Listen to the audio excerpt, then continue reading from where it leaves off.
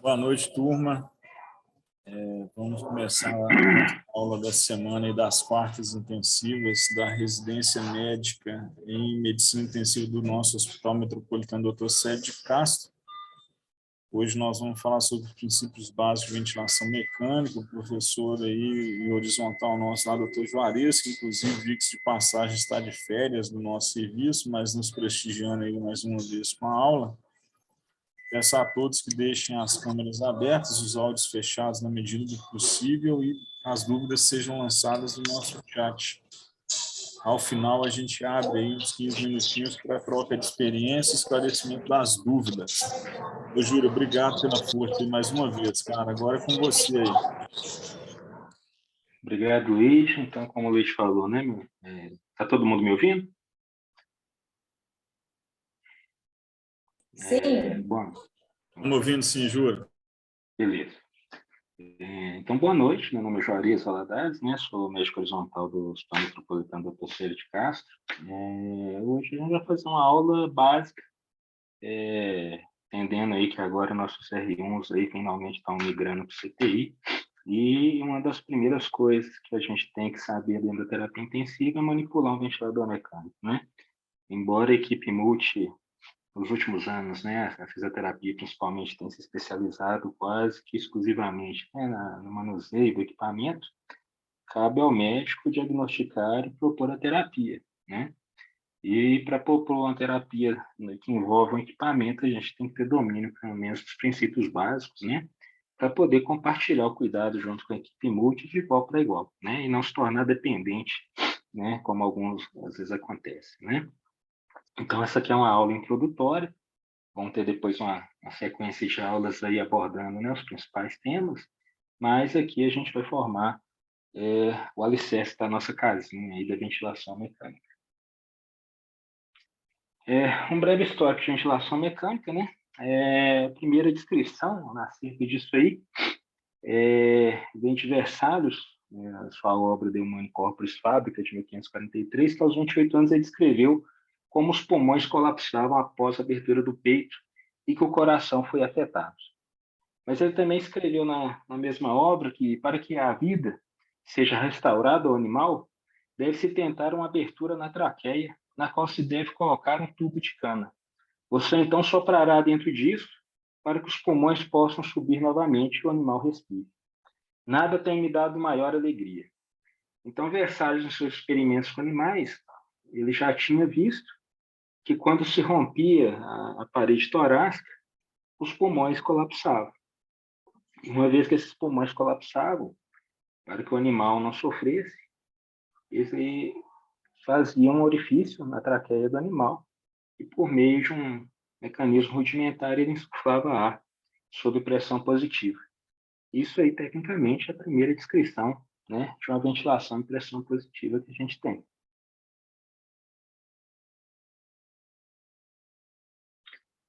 Aqui é uma breve timeline de ventilação mecânica, né? Até 1952, a gente trabalhava basicamente com pressão negativa. Entre 52 e 68, né, surgiram os primeiros equipamentos que utilizavam a pressão positiva, e a partir de 69 a 80, primeiros ventiladores controlados eletronicamente. E a partir de 1980, aí sim vieram os ventiladores microprocessados, que basicamente são os equipamentos que nós utilizamos hoje em dia na nossa prática. Isso aqui é o esboço, né, do primeiro protótipo do espirógrafo, né? Era uma máquina onde o paciente ficava sentado e, por meio de bombas manuais, né, gerava-se uma pressão positiva. Não se sabe se esse primeiro equipamento chegou a ser utilizado ou se era apenas um esboço esquemático, né? Mas o seu segundo modelo, né, onde o paciente ficava deitado, esse sim foi usado, né? Notem que o operador, por meio manual, operava um FODA que gerava uma pressão negativa e o paciente tinha um êmbolo ligado ao seu tórax, né? E a partir disso aí ele conseguia ver se esse paciente estava respirando ou não, né? Depois isso aí evoluiu, né, para o pulmão de aço, né, naquela epidemia de pólio. E aí a gente começou a dar nossos primeiros passos na ventilação mecânica. Em 1929, né, Shaw, né, lançaram o primeiro pulmão de aço com motor, né. Ele destinava-se a tratar a epidemia de pólio, era um dispositivo espiral movido por motor a pressão negativa, né. O paciente tinha que ter algum drive para respirar, né, porque o equipamento sozinho não conseguia prover suporte. E se o paciente tivesse outra afecção, né, que atrapalhasse a ventilação dele, esses pacientes acabavam morrendo, né. Era um aparelho que facilitava o processo, né, mas não substituía 100% a respiração. Também existiam dispositivos portáteis, né, a carapaça, né, que era acoplada também ao sistema de Foley, né, e ele conseguia prover algum suporte ventilatório, né, por redução da pressão extratorácica, né, gerava-se ali um gradiente, né, e o paciente conseguia respirar, né, mas, mais uma vez, o paciente tinha que ter algum grau de capacidade pulmonar, né, respiratória. A ventilação mecânica por pressão positiva, né, surge em 1953, né, logicamente associada à guerra, né, foram nas grandes guerras que a humanidade deu, né, seus saltos, né, tecnológicos, e diferente do que muitos acham, né, não foi o Bird que fez o primeiro protótipo de ventilação por pressão positiva. Foi o Carl Engstrom, né, que antes disso, né, tinha dado início à moderna ventilação por pressão positiva durante a epidemia de pólio na Dinamarca em 1952 e na Suécia em 53. Ele notava, né, que o ar aplicado sob pressão positiva, né, gerava um fluxo que insuflava os pulmões, mas o coração do paciente sofria e poderia ser necessário o aporte volêmico intravenoso. Esse dispositivo aqui é o primeiro protótipo do Bird, né? Esse aí do Forrest Bird, né? Que é dado como o pai da ventilação mecânica moderna, né? Chamava-se lata de café. Foi o primeiro protótipo do Bird e também, né? Aplicado aí na Segunda Guerra Mundial. Então, a primeira fase, né? Foram as ventilações em pressão negativa e depois vieram sistemas mecanizados de pressão positiva. Eram dispositivos rudimentares, não tinha nenhum controle eletrônico, né? O Birdzinho, ele tinha uma haste metálica ligada a uma placa com eletrodos, e quando a pressão positiva oscilava para um lado, essa placa deslocava-se para um lado e abria a válvula inspiratória. Quando a pressão intratorácica gerava um gradiente maior, essa placa voltava, o eletroímã ajudava e a placa e a fase expiratória se iniciava. Então você não tinha muito controle, né, de frequência, de volume que entrava, né? Era basicamente um gradiente de pressão e o médico tateava aquilo ali, né? PIP, até então esse modelo não fazia, né? A PIP que se conseguia tirar de um equipamento desse era um balde d'água com a mangueirinha, né? E você media ali centímetros de água, né? Mas era muito rudimentar, né? Então, alguns pacientes sobreviviam, né? Mas pacientes mais graves não tinham muita chance, né? A fase 3, né, que seria a segunda geração desse ventilador de pressão positiva, aí sim, né, já vieram os ventiladores com dispositivos eletrônicos, né, com transistores, né, que comandavam válvulas de abertura e fechamento, né. E aí surgiu, né, a ventilação controlada com PIP, né, para tratamento de hipoxemia, uso de PIP para aumentar a pressão de pico pressório, né, surge o CPAP, né? E aí começaram a vir os problemas da ventilação, né? Retenção de CO2 para ausência de estímulo ventilatório do paciente. Você gerava um fluxo, uma frequência respiratória fixa com um volume mandatório. O paciente não tinha como interagir com esse equipamento, né? Não era um dispositivo, né, que tinha até então essa capacidade. E só em 1971 com o ventilador pediátrico Baby Bird, né, surgiu o IMV, né, com a válvula acoplada ao ventilador, que gerava, era uma válvula de acoplação, né, que gerava a possibilidade do paciente ventilar, né, durante o fluxo mandatório, né. Então, nesse ponto, a gente começou a caminhar para o que a gente vê hoje. A segunda geração desses ventiladores, né, em 1971, né, surgem ventiladores eletronicamente, como eu falei, né, o Baby Bird. Em 73, foi defendido o uso da VNI para desmame de pacientes adultos do ventilador, né? Então, os primeiros passos da VNI, né, começou em 1973 como método de desmame ventilatório, né? Até então, não se pensava isso aí para outras terapêuticas, né? Depois, as pesquisas vieram, né, por observação. A quarta fase, né, na década de 80, né? Aí surge o Bird 6.400, 6.700, 8.400, né? Que são microprocessados.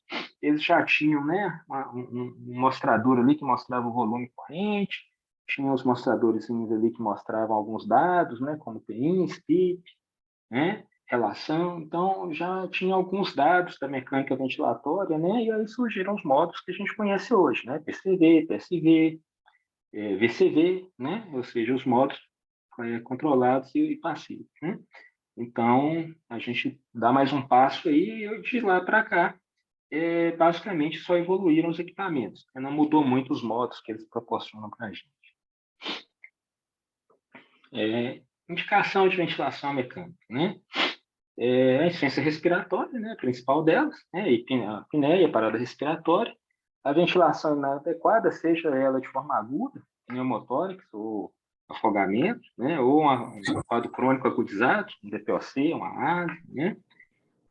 Oxigenação, hipoxemia, né? São indicações aí de instalação de ventilação mecânica. Do ponto de vista cardíaco, né? Redução de trabalho respiratório, redução de consumo, né? Na insuficiência cardíaca. Na disfunção neurológica, né? Glasgow menor que 8, hipoventilação central, apneia frequente ou incapacidade de proteção de via aérea, todas são indicações clássicas da ventilação, né? E a anatomia básica, né? Quando a gente vai entubar um paciente, a gente introduz um tubo na via aérea desse paciente, né? Para prover ventilação e pressão positiva, é importante a gente entender, né? A anatomia básica disso aí, né? A gente tem a via aérea superior, né? Que tem como principal função, né? Umidificar os gases inalados, né? É o local de maior resistência à passagem do ar no sistema, né? E as vias aéreas interiores, né, que vem da hipofaringe abaixo, né, que são as vias de condução, né, onde a gente tem o espaço morto anatômico, os brônquios respiratórios e os alvéolos, né, onde são realizadas ali as trocas gasosas, né. É importante essa percepção de espaço morto, né, porque a gente às vezes fala assim, vou tirar o filtro, vou colocar uma panela para reduzir o espaço morto, melhorar a troca de CO2, né. O que é espaço morto, né? Vamos pensar que a gente tem o ventilador, né, tentar desenhar aqui, e aqui está o Y do ventilador. Estou péssimo desenho. A gente tem uma via inspiratória e uma via exalatória. Aonde há fluxo duplo, né? Então aqui estaria o filtro e ligado ao tubo do paciente. Aonde o fluxo se mistura, a gente considera espaço morto, né? Então, a partir do Y do filtro para frente, a gente tem espaço morto, né? Da via inspiratória para cá, a gente não tem espaço morto. Então, quando a gente tira esse filtro daqui, modifica a resistência e aumenta muito a mangueira aqui na via inspiratória, né, colocando aquela panelinha, a gente pode até iria pensar, não, eu estou aumentando o circuito, estou aumentando o espaço morto, mas não, né? Aqui o fluxo é unidirecional, né? Então, só para a gente ter essa informação aí, entender essa questão do espaço morto.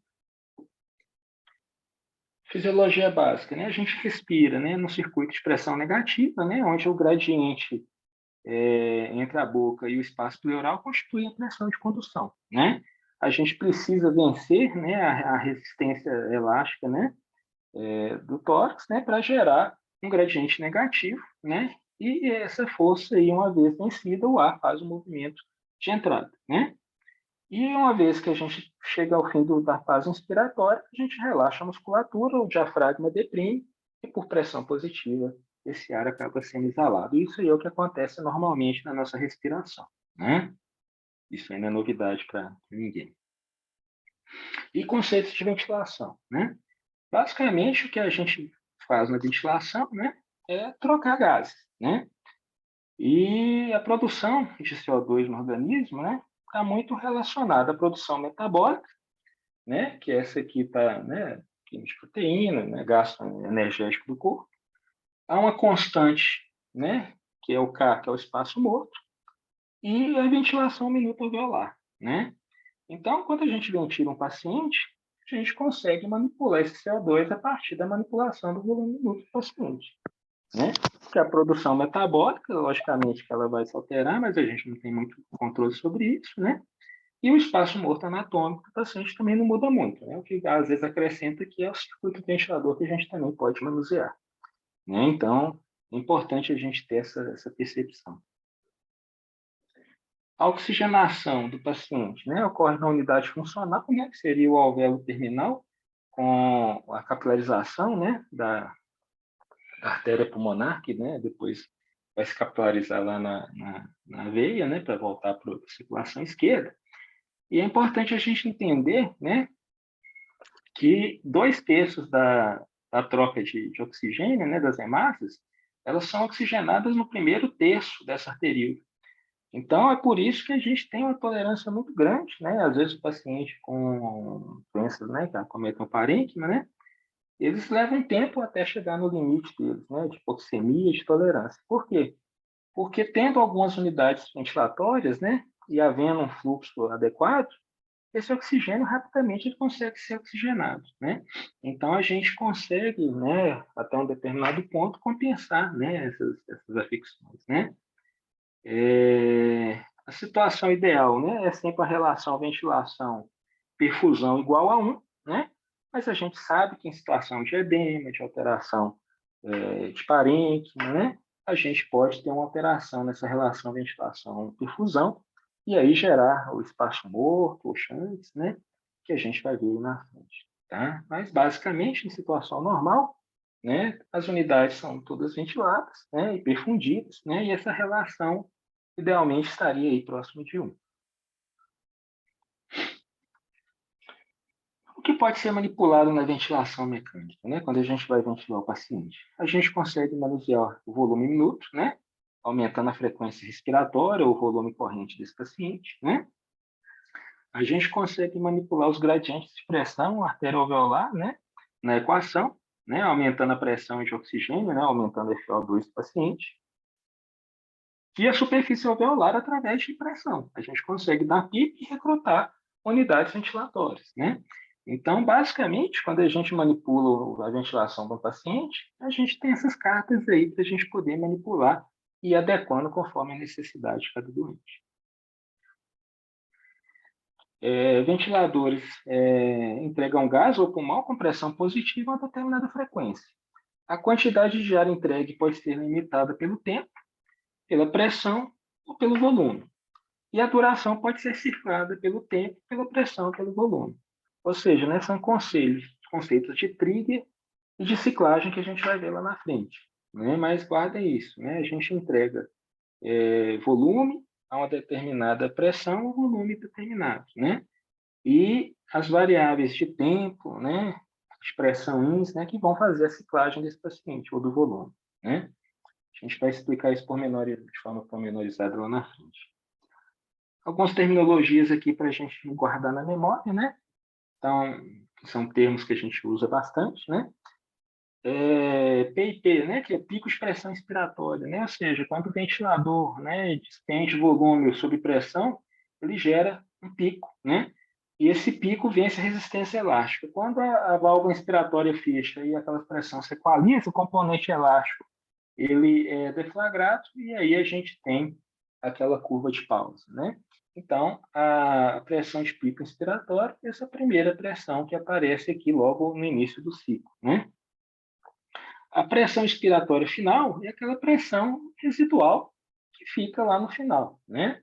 Seria a PIP, né? Então, quando a gente ventila o paciente a pressão, a gente mantém um gradiente de pressão fixo, né? Tanto ex quanto inspiratório, né? Então, a PIP é essa pressão residual que a gente deixa para manter as unidades ventilatórias abertas, né? Fala-se de PIP fisiológico, né? Isso não existe, né? A gente ventila em pressão negativa, a gente expira em pressão negativa, então não existe esse negócio de PIP fisiológica, né? Tem gente que fala que tem ventilado PIP de 0, PIP de 6, PIP de 8, né? Isso aqui não é fisiológico, né? Quando a gente tem pressão positiva, a gente está numa situação não fisiológica. Pressão acima da PIP, né? Ou delta T, né? Que seria a pressão que eu coloco no meu ventilador, né? Acima da PIP para gerar um movimento ventilatório, né? A gente seta isso no ventilador, né? A pressão média de vias aéreas um ventilador, né? Geralmente ele calcula para a gente. Essas variações do ciclo INS e ES, ele gera uma pressão média, né? Que é o que faz o trânsito de gases ali dentro do circuito, né? Pressão positiva contínua CPAP, né? Alguns mecanismos, né, de assistência ventilatória, tanto o ventilador, os EPAPzinhos, eles podem gerar um fluxo contínuo de gás, né? E esse fluxo gera uma pressão, meio que uma PIPzinha de forma contínua, né? Então, às vezes, a gente vem ali, coloca o paciente em modo CPAP, ou mesmo nesses equipamentos, né, que às vezes o paciente tem apneia do sono e precisa de uma pressão contínua para manter a aérea aberta, seria esse aí o conceito do CPAP, né? Tempo inspiratório ou relação INS-ES, né? É tempo entre o processo de inspiração, né? O tempo INS, e o processo de expiração, tempo ES, né?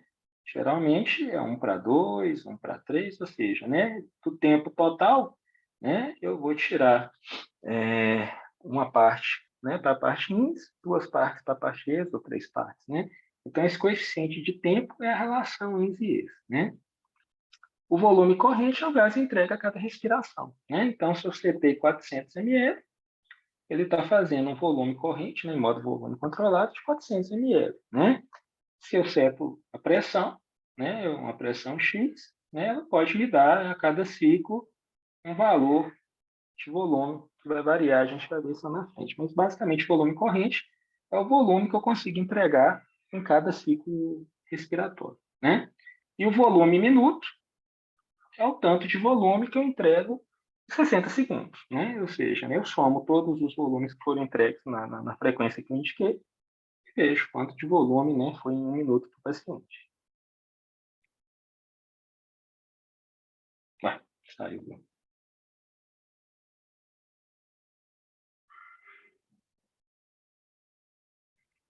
E modos ventilatórios, né?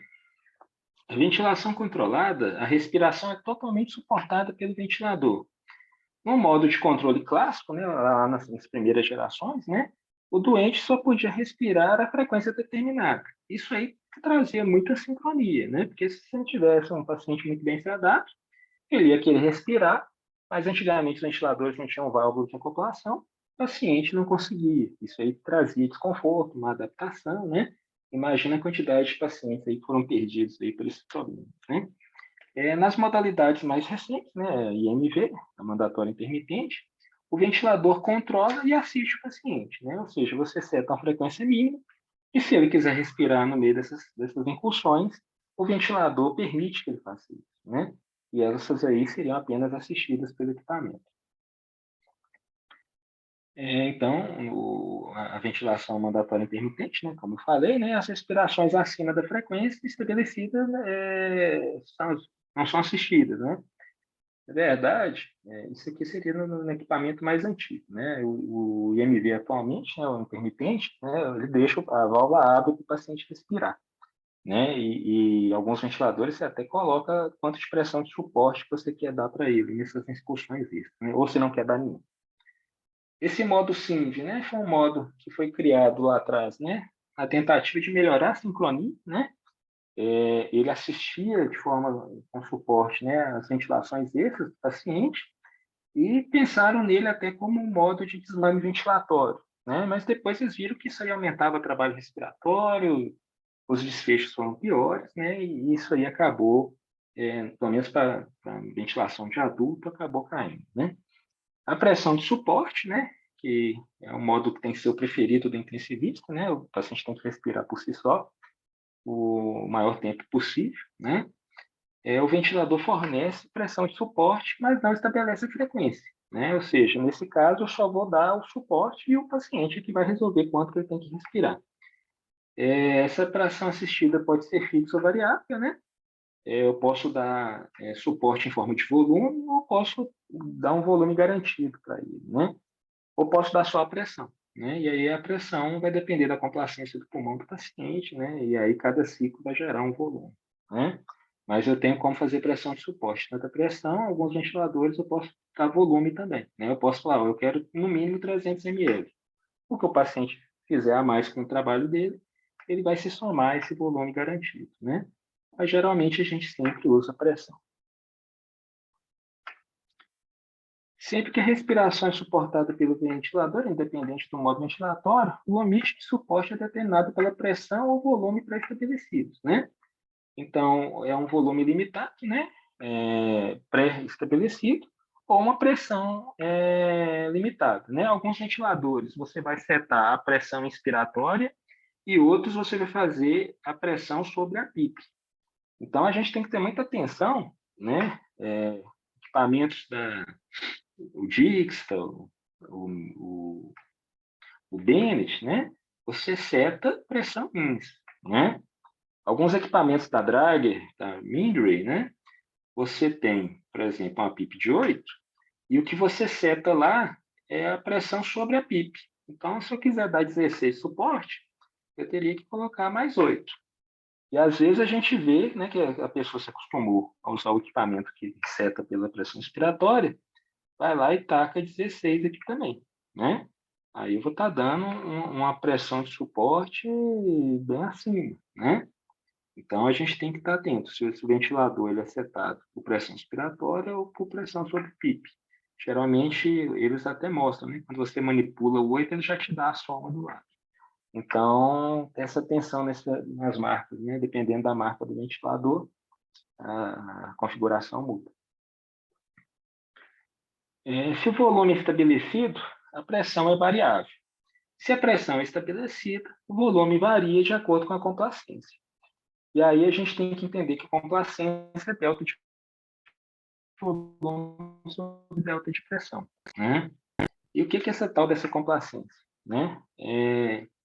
Vamos pensar num balão de festa e num saco de papel.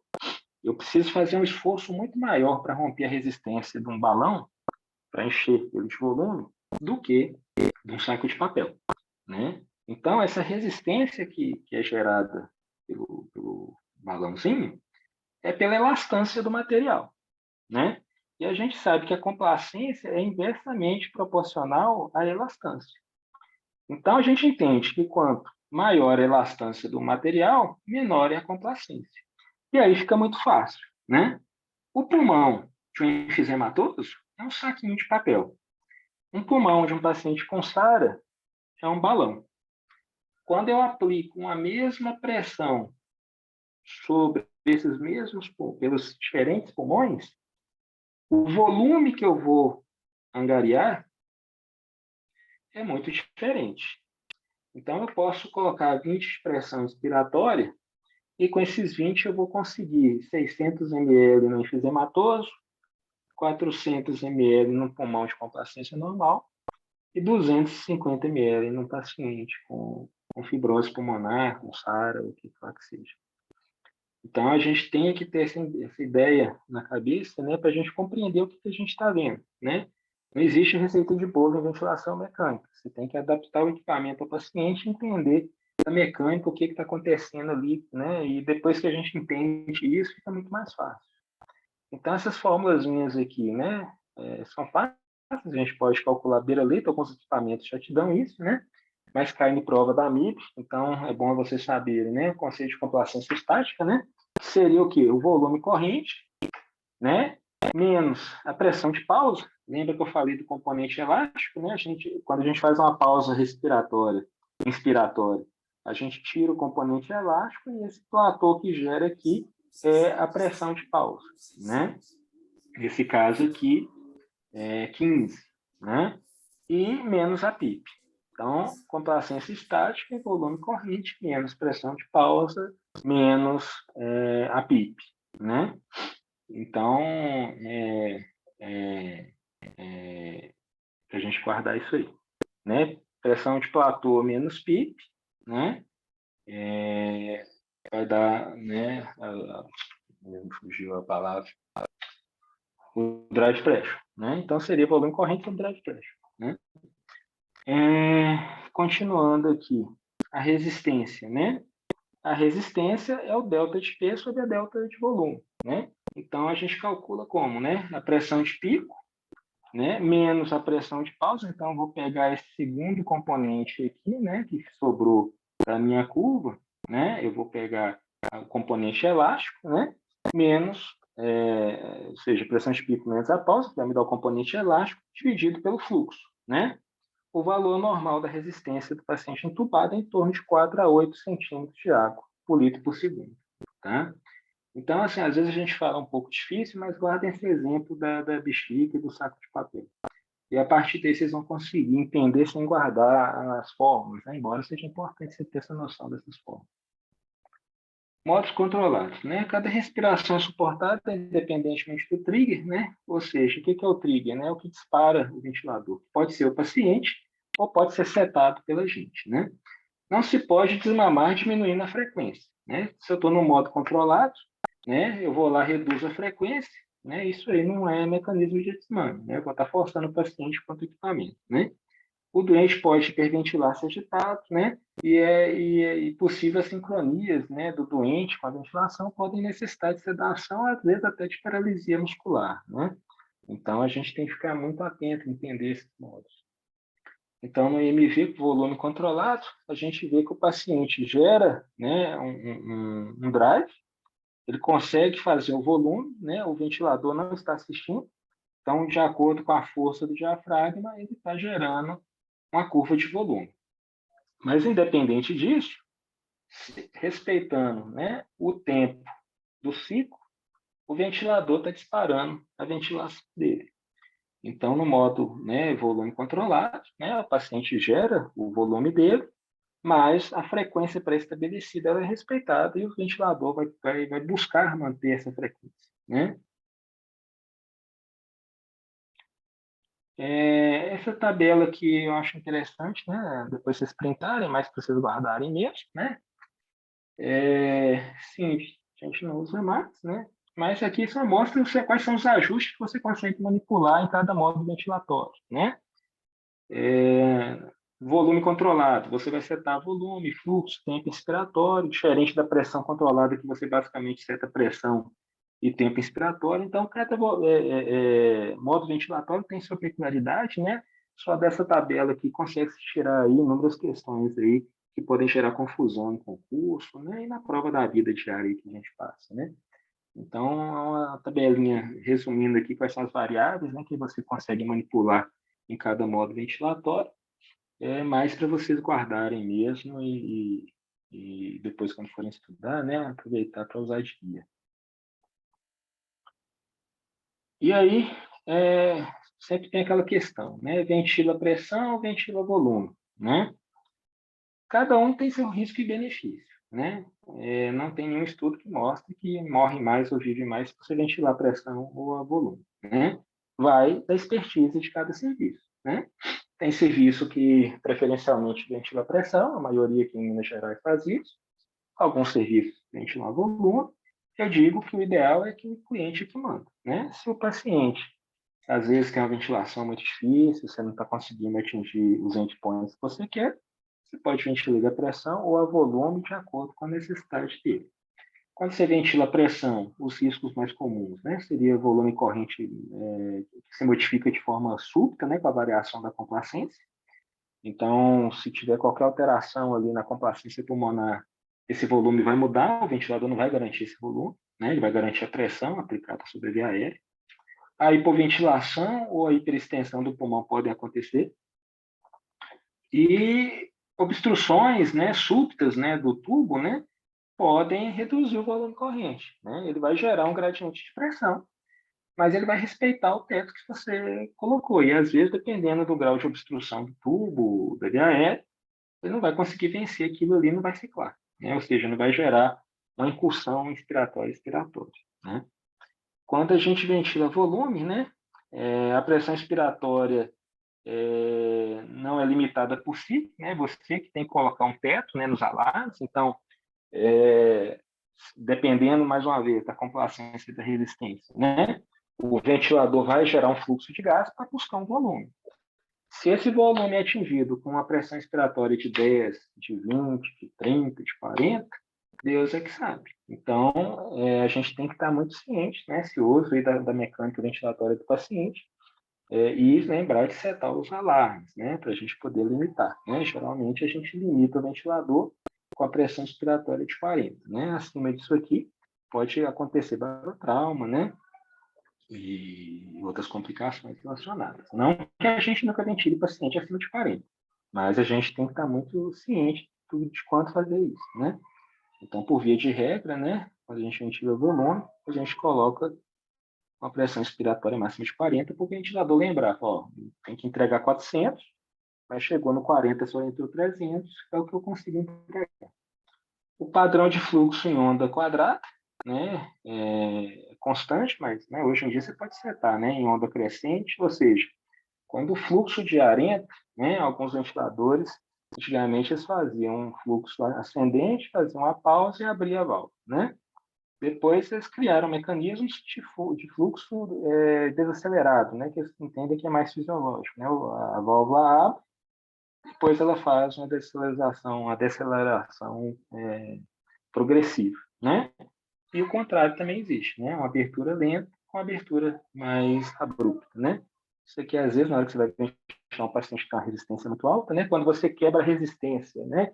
A elastância de forma mais lenta, com fluxo mais lento, você, às vezes, consegue uma pressão expiratória menor, ou seja, consegue atingir um volume melhor, né? Às vezes a gente faz isso aí, o paciente está ventilando a pressão, a gente reduz a frequência respiratória do paciente, está mexendo o fluxo, né? Então, a gente tem que ter essa expertise, né? Saber como que você manipula essas variáveis dentro de cada modo ventilatório, né? Trigger, né? O trigger é o que dispara o ventilador a iniciar o ciclo inspiratório. É quando ele sabe, né, que está na hora de começar, né? Pode ser pelo esforço do doente ou pelo tempo decorrido, né?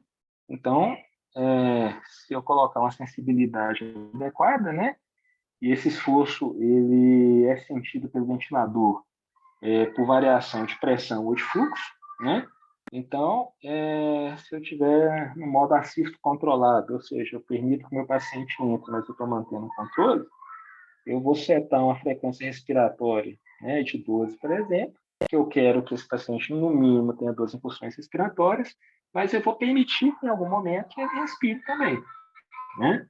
Então, eu posso setar o ventilador com a sensibilidade dele, que pode ser a pressão ou a fluxo, né? Geralmente, a pressão a gente coloca 2 centímetros de água e o fluxo em torno de 3, né, litros. Então, quando ocorre um deslocamento, né, inspiratório do doente, né, que gera um gradiente de pressão, o ventilador entende que aquilo ali é o esforço do paciente, ele abre a válvula inspiratória e assiste o paciente. Se essa frequência do paciente não atende ao mínimo que eu preconizei, o ventilador, por tempo, né, ele vai lançar um ciclo respiratório, né? Então, a gente tem que ter isso em mente. Um modo de pressão de suporte, né? Necessita de uma certa quantidade de trabalho por parte do doente, ou seja, o paciente tem que ter força, né, muscular para respirar. Ela pode reduzir o trabalho respiratório, fornecendo um fluxo durante a inspiração no ciclo desencadeado pelo doente, né? Ou seja, quando ele está em modo assístito controlado, ele pode ser assistido. E pode ser dado com respiração espontânea no modo MV ou com o modo autônomo sem estabelecer a frequência, né? E ela é sempre ciclada por fluxo ou pressão, né? Ela é sempre ciclada por fluxo, ou seja, se o trigger inicia o movimento, né, o que faz a válvula abrir é a descendência do fluxo, né? Então, geralmente, né, os ventiladores no modo de suporte, vocês vão ver lá que tem um Ezinho lá com a porcentagem, geralmente está em 25%. E a gente, às vezes, manipula isso aqui. O que isso aqui significa? Vamos dizer que eu tenho um fluxo de 60 litros por minuto. Esse fluxo, a válvula abriu, ele é gerado no sistema, faz uma pressão de pico. Quando esse fluxo começa a desacelerar, né, o ventilador percebe. E aí, quando ele chega em 25% da velocidade inicial, né, aí, ou seja, 15 litros por minuto, esse ventilador entende que o paciente já está no final da fase inspiratória e abre a válvula e o paciente expira. Então, quando a gente vai lá setar nosso paciente, né, a gente, em modo de pressão de suporte, a gente tem sempre que lembrar de colocar uma sensibilidade adequada. Não adianta eu colocar uma sensibilidade muito alta, né? Vamos pensar que a sensibilidade é um muro que o paciente tem que pular. Se eu colocar uma sensibilidade muito alta, ele não vai dar conta. Então, eu tenho que colocar uma sensibilidade que ele consiga atravessar, ou seja, consiga iniciar o trigger respiratório, mas que também não seja uma sensibilidade tão baixa que o mero fluxo de ar dentro do circuito é o gatilho. Se a gente colocar uma sensibilidade de meio no equipamento, né, ele vai ficar muito sensível, aí até paciente morte cefálica ejetiva, né? Então, a gente tem que ter essa percepção. Não é porque, eu já vi, né? Todo mundo aqui já deve saber de casos de protocolo de morte cefálica, que colocaram o paciente em pressão de suporte com um trigger muito baixo, e o ventilador ficou, né? O circuito balança, gera um delta de P ali, o circuito estava ciclando, né? Já chegamos até a interromper o protocolo lá por causa disso, né? Então, a gente tem que ter muita atenção, né? Ver o ventilador, entender a mecânica. E quando eu manipulo a abertura dessa válvula exalatória do fluxo, né? Em modo de suporte, é o único jeito que eu mais ou menos posso manipular o volume corrente do paciente, né? Porque o que gera o volume, né?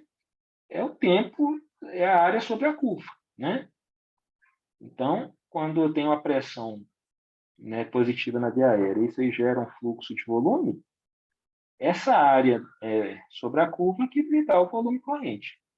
Quando eu jogo essa válvula expiratória para 15%, eu jogo tempo, né, dessa ventilação para cá, eu posso aumentar um pouquinho. Ou quando eu trago ele para cima, eu encurto. Isso aí pode dar uma diferençazinha no volume do paciente. Logicamente que eu não vou conseguir ficar aumentando e baixando o volume corrente de paciente de pressão de suporte, mas é uma forma, né? Paciente, às vezes, DPocítico, né, que precisa de um tempo exalatório maior, né? Eu jogo isso aqui para 10%, né? Mas, veja, eu consigo dar conforto ao paciente, né? Eu consigo melhorar aí a mecânica dele com isso. No modo de ventilação a volume, no modo assisto controlado, como eu falei, né? Então, eu seto uma pressão de suporte com um trigger, e quando o paciente, né, gera um disparo, né, o ventilador entrega um volume ou uma pressão que assiste o doente. E quando ocorre o tempo, né, que vai me dar aquela frequência que eu queria, se o paciente não trigar de novo, né, ou seja, não disparar de novo, o ventilador entra e gera um volume. Então, é o que hoje os ventiladores modernos fazem, né? Eles são assist controlados, né? Você tem que tanto setar um trigger para ele, né? E às vezes setar inclusive um suporte.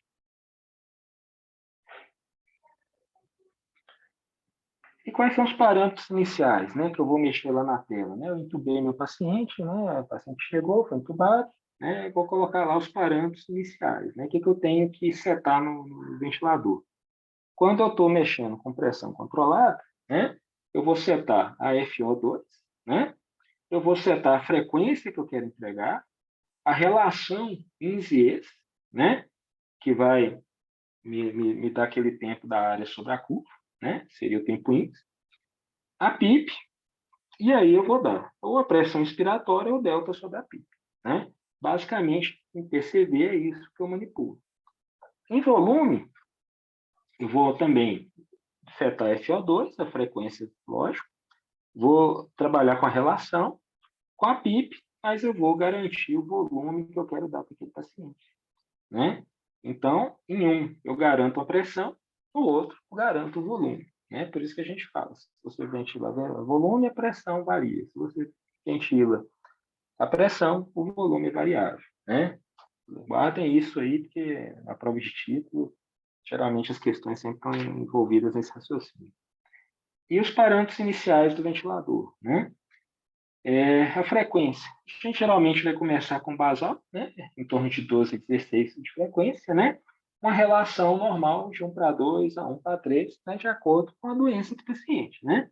O paciente tem uma complacência muito baixa, um tempo exalatório alto, eu vou ventilar ele com 1:3 para mais, né? O paciente tem um pulmão sadio, né? Até então não tinha nenhuma alteração aí estrutural, ventilo ele com relação de 1 para 2 sem problema nenhum.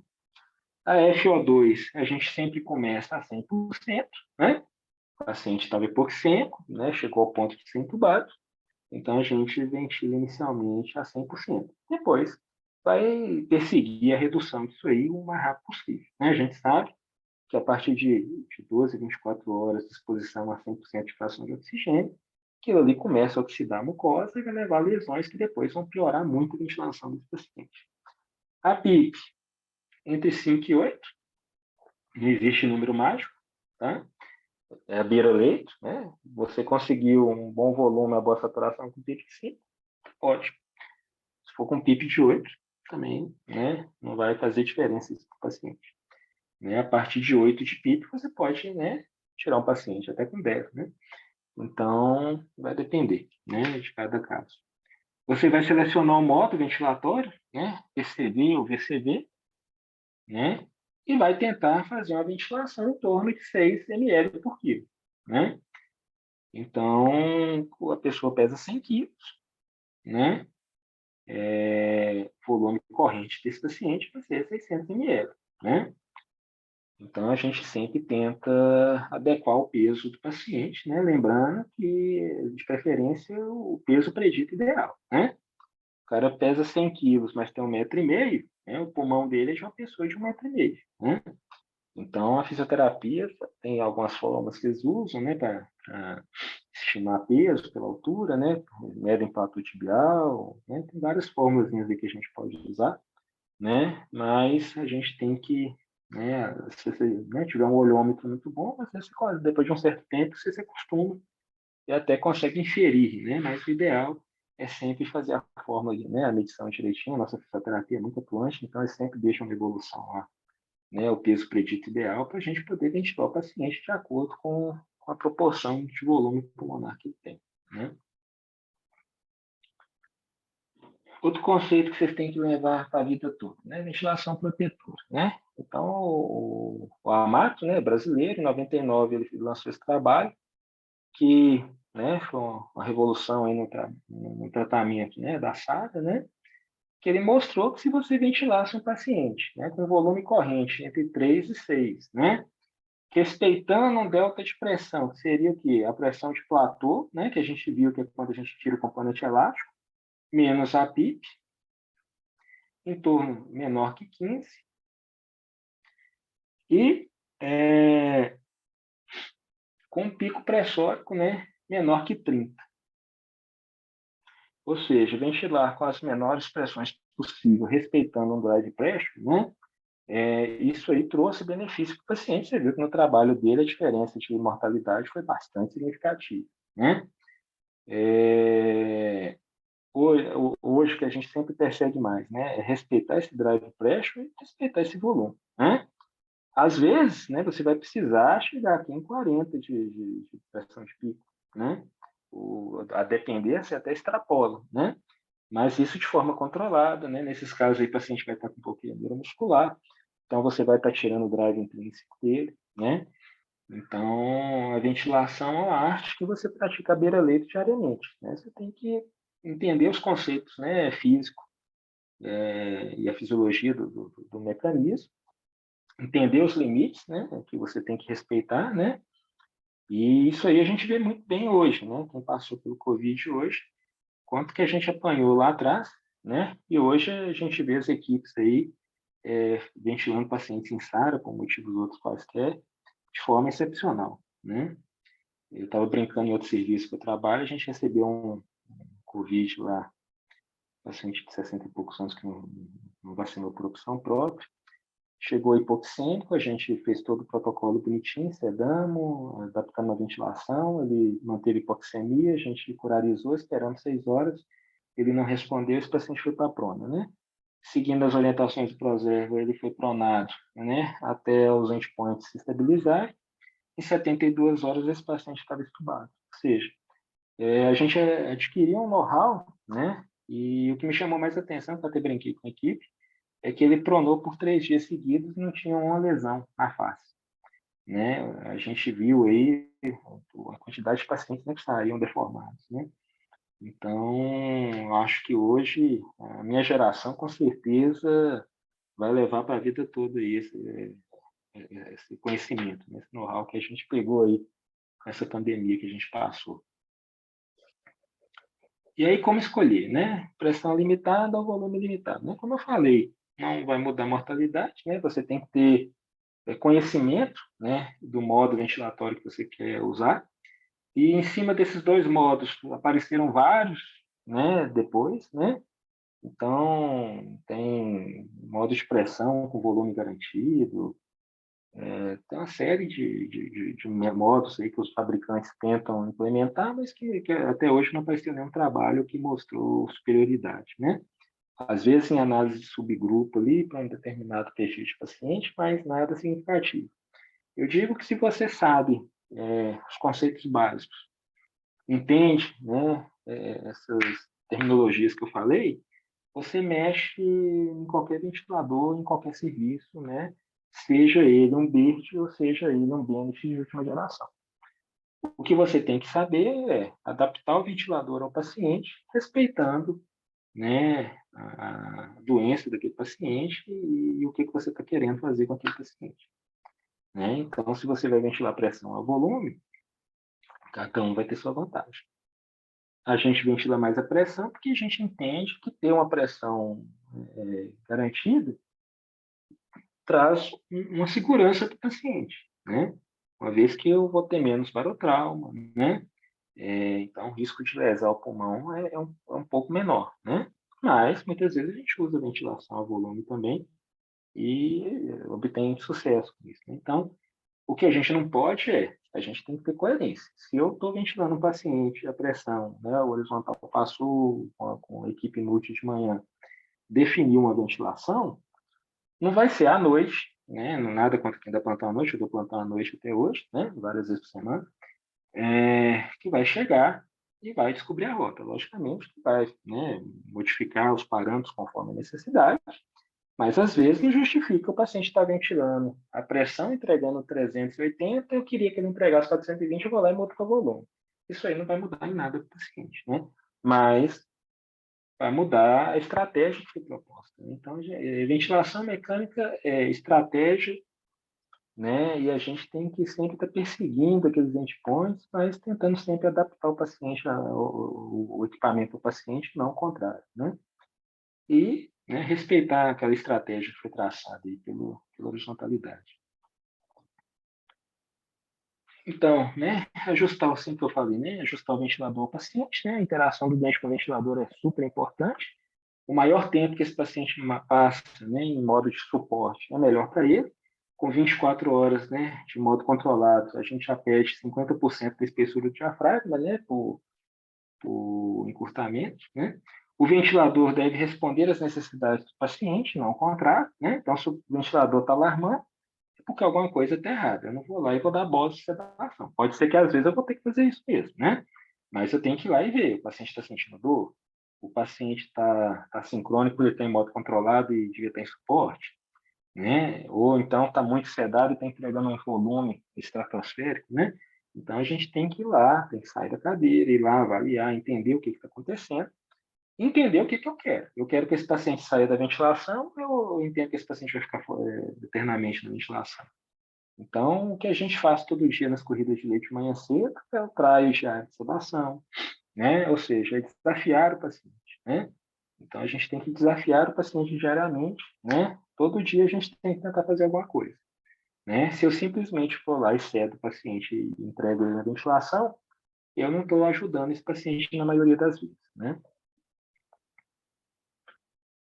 Os ajustes eu tenho sempre que tentar, né? Buscar o melhor ajuste para o paciente. Então, eu posso melhorar a ventilação, a oxigenação, eu posso aumentar a frequência respiratória para tentar lavar um CO2. Às vezes eu tenho que diminuir porque o paciente não está exalando no tempo adequado, está gerando alto PIP, né? E às vezes eu tenho que aumentar a pressão de suporte, outra coisa que eu bato sempre nas corridas, né? Teoricamente, o circuito padrão, né, varia, logicamente, fabricante para fabricante, né, tem 8 centímetros de água de resistência. Se eu vou lá e coloco o paciente com a pressão de suporte de exatamente 8, teoricamente, eu só estou vencendo a resistência do ventilador, né? Do circuito. Eu não estou assistindo em praticamente nada à ventilação desse paciente. Então, se eu estou entendendo que o paciente está em situação de ser estubado, a gente faz um trial, né, que basicamente seria colocar ele em modo de pressão de suporte para vencer a resistência do circuito, e a gente entende que nessas situações o paciente está respirando da forma mais espontânea possível. Né? E vários estudos compararam isso com o antigo Y, né, que a gente colocava o paciente com a pecinha, fechava, colocava de um lado do Y uma fonte de oxigênio, deixava a outra aberta com o tubo, e o paciente respirava por aquilo ali. Mas aquilo ali gera um esforço, né, porque aquilo ali, querendo ou não, gera resistência na via aérea, gera espaço morto. Então, embora os estudos não tenham mostrado diferença entre fazer TRA e impressão de suporte no Y, né? Aqui, na maioria dos serviços, a gente vê que a gente faz o TRA e impressão de suporte. Se eu não estou naquele momento de extubação, esse paciente ele tem que ser assistido de alguma forma, ou seja, eu tenho que dar um pouco de conforto, eu tenho que respeitar o drive intrínseco dele, eu quero que ele trabalhe a musculatura, mas às vezes eu estou no desmame especial e preciso que esse paciente descanse um pouco também, porque eu vou, né, no outro dia, eu vou retomar um desmame, fazer alguma coisa. Então, o que a gente às vezes vê é que o paciente está lá em pressão de suporte de 8 e está usando tudo que tem, entregando ali, né, 800 ml de volume, enquanto deveria, né, para o peso dele, tem que entregar 420. Né? Às vezes o paciente está lá com 10 de suporte. Né? Às vezes a equipe multi vê isso aí, né? Não são todos, não estou generalizando, mas vê isso aqui e pensa, opa, com 10 de pressão, ele está entregando 800. Eu vou baixar isso aqui para 8, eu vou reduzir esse volume que ele está me entregando. E o que acontece é o contrário, né? Eu tenho que aumentar a pressão de suporte desse paciente para me reduzir o drive intrínseco dele, de modo que ele descanse um pouco e esse volume naturalmente vai cair, né? Está próximo daquilo que eu pretendo, né? Então, a gente tem que ter essa percepção do momento de descansar e do momento de testar o paciente. Né? Então, é importante a gente ter esse conceito de, né, de drive intrínseco. Né? Isso aí a gente vai conversando aí nas aulas seguintes. A PIP, né? Ela pode ser usada para prevenir o colapso alveolar no final da inspiração. Também pode ser usada para recrutar o alvéolo colapsado ou para contrariar as malácias das vias aéreas, né? Mantendo elas abertas, né? Então, tem paciente que às vezes, né, ficou muito tempo em ventilação mecânica, né, a traqueia começa a colabar, às vezes ele precisa de manutenção de PIP, né, então a gente tem que traçar estratégia, né, às vezes o paciente, né, está com uma pneumonia, uma SARA, eu tenho que abrir a unidade ventilatória, né, porque esse paciente está fazendo shunt, ou seja, né, a gente depois, na próxima aula, a gente explica o que é shunt espaço morto, né, mas basicamente o espaço morto são alvéolos abertos que não têm perfusão, e os shunts são espaços onde os alvéolos estão colapsados, mas o sangue está passando por ali. Então, às vezes eu consigo melhorar isso aí com PIP, né? Mas tudo tem que ser de forma muito bem avaliada, beira-leito. As complicações, né, relacionadas à ventilação mecânica, como eu falei, né? Lesão pulmonar induzida pelo ventilador, né? Que são extremamente comuns, infelizmente, por não respeitarem aqueles preceitos de ventilação protetora. Toxicidade de oxigênio, né? O Ângelo Roccari, ele coloca, né, nas aulas dele, que tanto faz se ventilar o paciente a 100 ou a 70. A diferença disso aqui é que isso aqui vai lesar muito mais o pulmão do que isso aqui. Mas a diferença na PaO2 vai ser muito pequena. Logicamente, em alguns momentos, eu vou ter que ventilar o paciente nisso aqui, mas pelo menor tempo possível, né? Parotrauma, pico de pressão, né, de forma inadvertida, né, o paciente às vezes não sedado ou mal adaptado ao ventilador, né, ou às vezes no modo inadequado. Lesão de estiramento, né, ou seja, quando eu não respeito aquele drive pressure de 15, e aí eu coloco pressões que o paciente faz uma pressão lá em cima, depois ele volta para uma PIP muito baixa, isso aqui me dá um delta lá muito alto, ou seja, vai estirando e recolhendo e faz uma lesão de estiramento, onde leva edema, congestão, né, e o desfecho, invariavelmente, é uma SARA, e geralmente o paciente não sai disso, né. PIP, auto-PIP, então são todas complicações relacionadas ao médico. Complicações cardiovasculares, a gente altera, né, o mecanismo de circulação intratorácica, a gente traz uma pressão positiva onde não tinha. Então, a gente sempre tem que lembrar, né, do ventrículo direito. Será que o ventrículo desse paciente aguenta uma pressão pulmonar mais alta, né? Alteração de retorno veloso, abalamento de septo, né, o aumento da pressão pulmonar, né? Diminuição de pós-carga do coração esquerdo, alteração de pós-carga do coração direito, diminuição de débito, né? Geralmente a gente não detecta isso com muita frequência, mas pode acontecer, tá? Outras complicações, né? Pneumonia associada ao ventilador, né? Que a gente percebe isso aqui como meta zero dentro do CTI, né? Isso aí está tudo relacionado ao tempo da ventilação, ao manuseio desse doente, né? Sinusopatia, se o paciente tem entubado, ele está com a sonda interal, então predisposição aumentada. Sedação excessiva, né?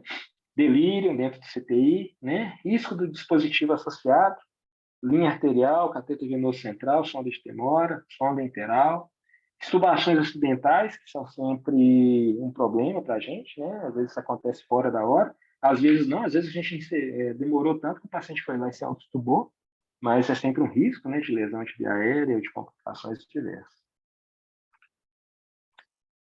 E, uma vez que a gente ventila o paciente, é um capítulo à parte do desmame ventilatório, né?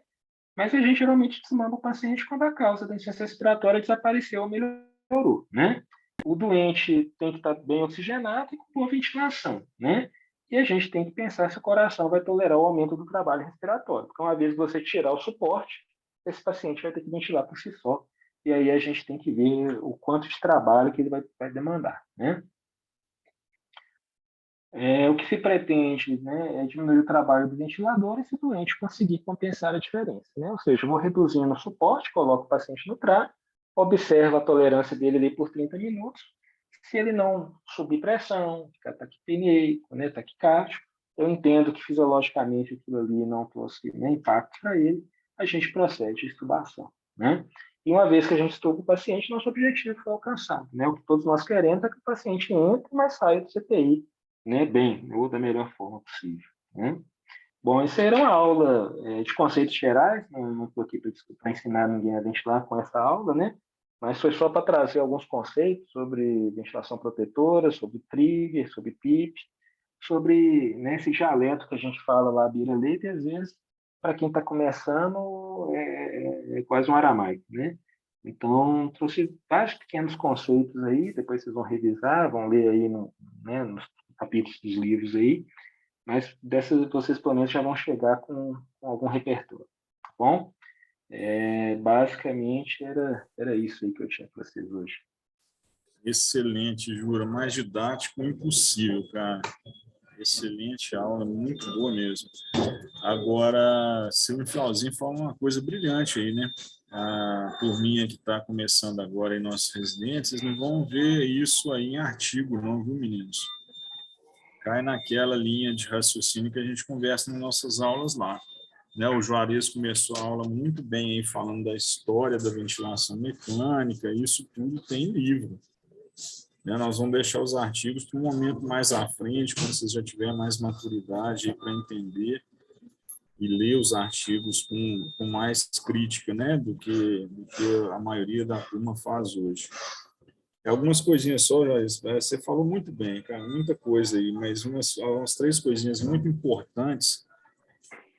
Uma delas é ajustar o ventilador ao paciente ou o paciente ao ventilador. Né? A gente não é o que a gente vê na boa prática da terapia intensiva, principalmente nos plantões noturnos. O paciente começa a ficar mal adaptado na ventilação mecânica, muitas vezes por secreção, muitas vezes por uma má regulagem do ventilador, e não raro a gente tem alguns colegas aí da equipe multifisioterapia que às vezes chega perto da gente, a gente está atendendo outro paciente, ou está sentado no computador mexendo no celular, e aí o colega da fisio chega lá e fala com a gente que o paciente não está legal na ventilação, pede para sedar. E o primeiro intuito que a gente entende é que o colega da fisioterapia já fez todo o atendimento e não teve alternativa senão sedar. Né? É um erro muito grave que a gente comete, porque o ideal é você levantar e lá avaliar o paciente junto com a equipe lá da fisioterapia, porque às vezes a gente consegue perceber alguma outra coisa que o colega não viu, né? E aí a gente consegue sim ajustar o ventilador, o paciente. Aconteceu comigo hoje aqui no meu plantão, de um paciente que é Covid positivo, está lá dentro do isolamento, agitado, hipertenso, já estava em processo de desmame ventilatório e foi me solicitado uma sedação para esse paciente, que ele estava mal adaptado à ventilação. O paciente está em catéter nasal 2 litros agora, estubado. Tá? Então, assim, se eu não tivesse entrado, avaliado o paciente, talvez a gente tivesse mantido ele mais 1, 2 dias na ventilação mecânica, porque nós entendemos em conjunto, eu e o colega da fisioterapia, que esse paciente não é que ele estava mal adaptado, o tubo estava incomodando ele. Né? E, obviamente, seguimos todos os critérios, gasometria boa, né? Parâmetros ventilatórios baixos, como o Juarez deixou bem claro aí, estava em condição de progredir para a extubação, ao invés de sedar, nós estubamos. Então, vocês têm que ficar atentos a isso, ao paciente, não ao ventilador. Então, vocês vão ajustar a ventilação de acordo com a demanda do paciente. E lá no início, quando o Jura falou agora, no início da ventilação mecânica, né? Quando o paciente chegou no CTI para vocês, não tem receita de bolo para você ajustar um ventilador em parâmetros iniciais dentro da terapia intensiva. O que vocês têm que observar com muita atenção? Obviamente, é o diagnóstico. Esse paciente foi entubado por quê?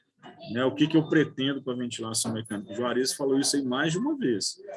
Eu pretendo que esse paciente vai precisar ficar muito tempo, ele vai ficar pouco tempo. Dá para saber isso na admissão do paciente? Lógico que dá. Lógico que dá. Né? Então, muitas vezes a gente pega paciente, principalmente paciente em pós-operatório, paciente vindo do bloco cirúrgico, que a gente não conhece a última gasometria, ou às vezes o colega lá da anestesiologia não vai entregar para a gente uma gasometria, e você pega esse paciente, coloca ele com a frequência respiratória de 12, fazendo um volume baixo, e às vezes o paciente foi entubado para o procedimento. Aí quando vem a gasometria da admissão, o que tem lá? Um pH de 7,10 com PCO2 de 60.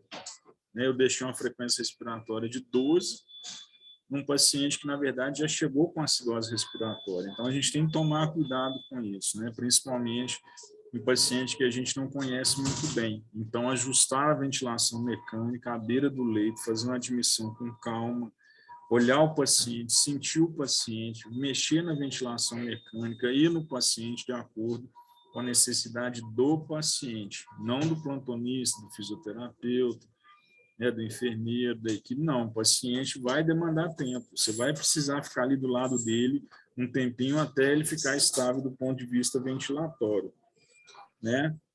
E o Juarez falou muito bem aí também com relação à sedação, gente. O paciente na ventilação mecânica significa sedar o paciente? Lógico que não. Lógico que não. Pelo contrário.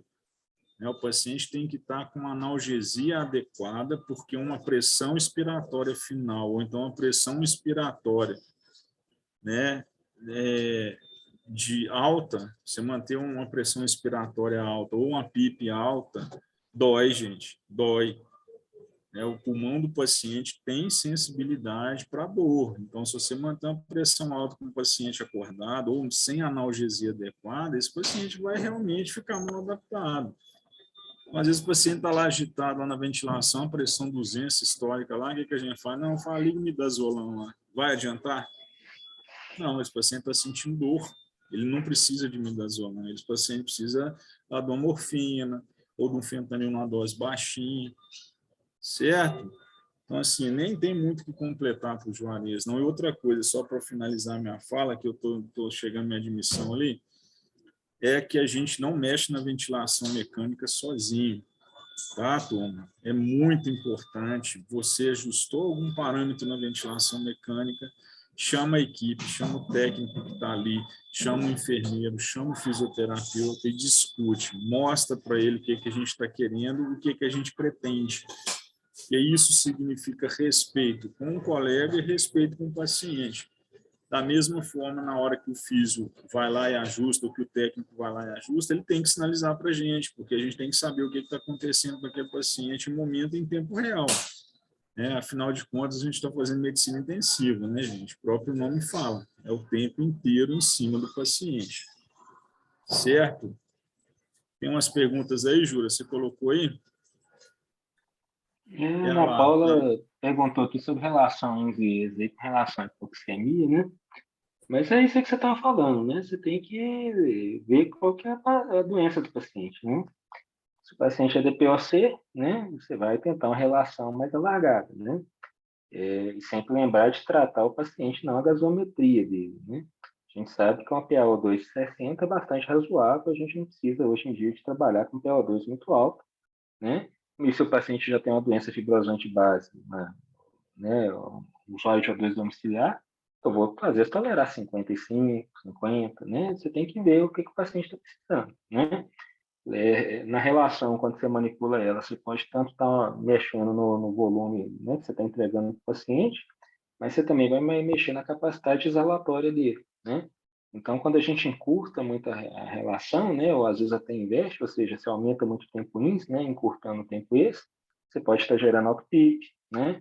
Você pode estar aumentando o aprisionamento de ar na via aérea do paciente, retenção de CO2, né? Então, não é receita de bolo, mas uma relação de 1 para 2, 1 para 3, né, ela é uma relação inicial. Você liga o paciente, pede uma gasometria e vê o que você vai ajustar em cima daquilo ali.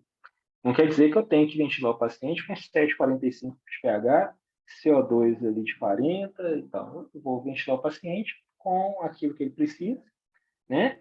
Mas entendendo a doença dele. O paciente está com SARA, eu não vou precisar ficar arrebentando o pulmão do paciente para entregar 35 a 45 de CO2. Eu posso tolerar uma retenção de CO2 aí, até de 60, 80, a depender do pH que esse paciente e da hemodinâmica dele. Então, a gente tem que, inicialmente, a gente faz, né, um básico e depois a gente adapta conforme a necessidade, né?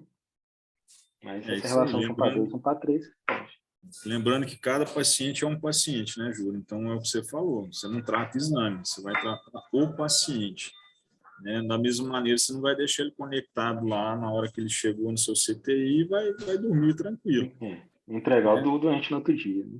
Exatamente. Ficar esperto também, turma, com o modo ventilatório que você está deixando, principalmente quando está em modo espontâneo, né? O Juarez colocou bem aí, uma pressão de... a gente ouve muito isso, né? Você tem, infelizmente, é uma PIB fisiológica.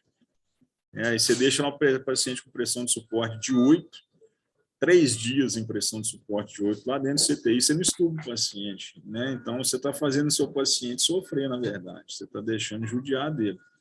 Né? Tem que dar um descanso para o paciente aí. Quando você não estuba ele, você tem que deixar ele fazer força, sim, mas também ao lado dele lá, vendo o desgaste desse paciente de acordo com o modo ventilatório que você deixou ele. Né? É isso, turminha. Mais alguém aí quer completar alguma coisa?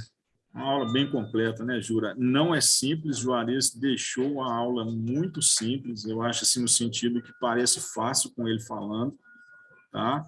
Mas são conceitos básicos que o que é óbvio tem que ser dito para todo mundo, não é óbvio para todos, então a gente tem que estudar o básico, a gente vai falar desse assunto aí lá na beira do leito muitas vezes, mas não acha, gente, eu já falei com vocês, o que mata mais dentro da terapia intensiva é respiração. O paciente que não respira morre rápido. Tá? E ventilação mecânica mal feita vai matar o nosso paciente. Então, vocês fiquem espertos com isso aí. E Já hoje, deu, né, Júlio? não, com certeza. E hoje a gente é isso, a gente tem que saber fazer o básico bem feito, né?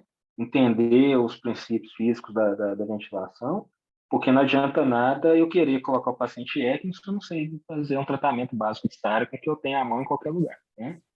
Então, para a gente poder usar a tecnologia de ponta, a gente tem que entender o feijãozinho com arroz aí da ventilação mecânica, né? Vão vir outras aulas aí depois, e aí quando a gente for pormenorizando por temas, né, DPOC, asma, SARA, né, aí a gente vai falar É, sobre isso aí. e Tá muito bom? A orgulho nosso, sincronia, né? muito orgulho nosso aí da pandemia, do cuidado que a gente teve com o Covid, é que a nossa equipe por inteiro, né, Jura, lá no início da pandemia, uma coisa que a gente defendia é o quê? Vamos fazer o básico bem feito. Né? Não vamos ficar inventando moda, né? Aquele mundo inteiro inventando querendo inventar a roda lá no Covid, sendo que o básico eles estavam esquecendo de fazer, entubar o paciente. Até o mais simples, né? Até o mais simples, que era entubar, eles inventaram um shield lá para te colocar na frente e dificultar a intubação, que nem anestesista conseguia intubar. Exato, time de anestesista para entubar o Covid, né? Isso aí, para mim, foi uma das maiores bizarrices que eles criaram aí na pandemia, uma vez que outra, entubar o paciente, na intubação precoce, né? Foi outro termo que eles usaram muito. Não existe isso, gente. Intubação, o paciente tem indicação, não tem. Isso é um precoce ou tardio, isso é bizarro falar isso. Na hora do pânico, a gente às vezes faz coisa que, se a gente racionalizar, a gente talvez não faria, né? Exato, eu acho que a gente aprendeu muito, você falou isso bem na aula aí também, né? A gente vai levar isso aí, acho que para as próximas gerações, que se não fizer o básico bem feito, muita gente morre, né? E a pandemia foi uma prova clara disso. Se você não fizer o básico bem feito na ventilação mecânica, o paciente morre, né? E a redução da nossa mortalidade teve muito a ver com isso. Quando a gente aprendeu que não tinha que fazer estripulia, que não tinha que fazer extravagância, a gente começou a tirar mais os pacientes da ventilação mecânica. É muito bom, jura. O Thiago está até falando aí, ó, você tem que fazer uma aula sobre assincronias. Ô, Thiago, eu não queria te decepcionar, não, cara, mas essa aula é só para vocês dentro do barreiro, tá, cara? A gente faz lá dentro do barreirão lá.